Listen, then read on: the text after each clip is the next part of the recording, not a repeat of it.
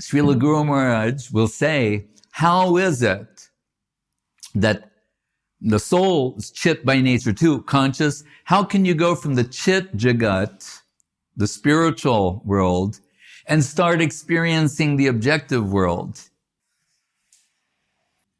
It's not just suddenly that capability, capacity is there. So he introduced this concept, chidabhas or chayabhas, saying the mind, and the ego, intelligence, mind, and senses are a shadow self of the original self. That's what it is. Chaya means shadow. Chayabhas. Chidabhas also means, abhas means a semblance of something. So he's saying in this, just like a glove, you could say.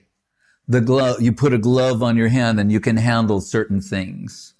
Now we have, a little more sophisticated, so-called virtual reality. There's some similarities there. Virtual as opposed to substantial. So Srila Guru Maharaj said, this shadow-like self, the shadow of the conscious self, enveloping the jiva soul, allows it to navigate the objective world. So we're seeing through these eyes, hearing, tasting, touching, smelling, feeling. So as I said, the good news is this is indicative of the soul's innate position. Like even in genetic engineering, we find that when they want to duplicate someone or something, like remember Dolly, the sheep? Gurudev said something like, when they all become Dolly, the world's finished. So there was the first sheep, genetically cloned sheep, and they called her Dolly. But still, how do they do that? This is what the point I mean to make. They get some genetic material. Genetic material means something very minute. This is the point I mean to make. DNA on a very, minuscule. On that plane, that's where the full identity is located. That's what I'm trying to say. That's what we learn from this, is that identity, and I'm making a parallel here, that identity is located in an even subtler plane than that, right? But within that plane, there's the full spectral range of sensual expression. Seeing, hearing, tasting, touching, smelling, feeling.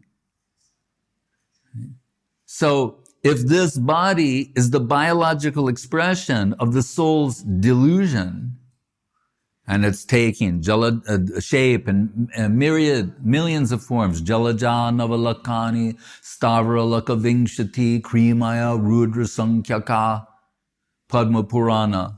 Just as you combine RGB, or red, yellow, blue, 3 makes 9 makes 81, 8.18,400,000 millions of varieties, of variations of life forms based upon Tama, Raja, Sattva, ignorance, passion, goodness. Millions of variations of that generate these varieties of life forms. So as the body is based upon exploiting tendencies, when we withdraw from the plane of exploitation and become activated with the dedicating tendency under the guidance of Sadhu Shastra Guru Vaishnav, then the Swarup that you mentioned, it's under construction. It's based upon dedicating tendencies. So as you can have a body here based upon the tendency to exploit, the spiritual form is based upon the tendency to serve and dedicate. The senses, the mind, the intelligence, according to Guru Maharaj, all shadow representations of the spiritual aspect of the same.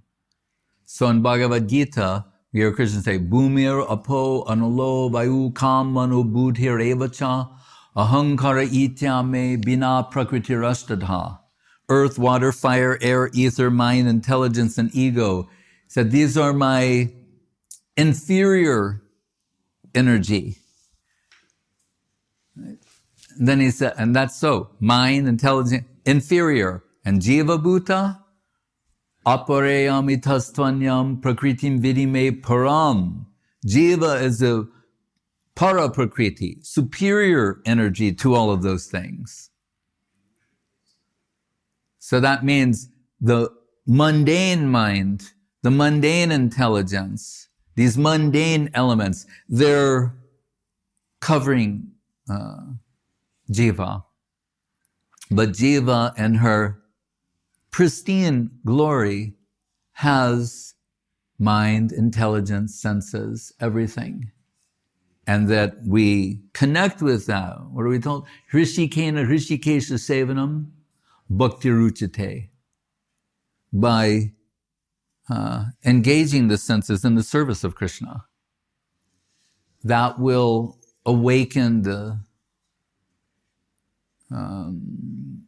natural serving tendency so that the mundane aspect gradually vanishes and diminishes and vanishes altogether, and the spiritual golden self comes out.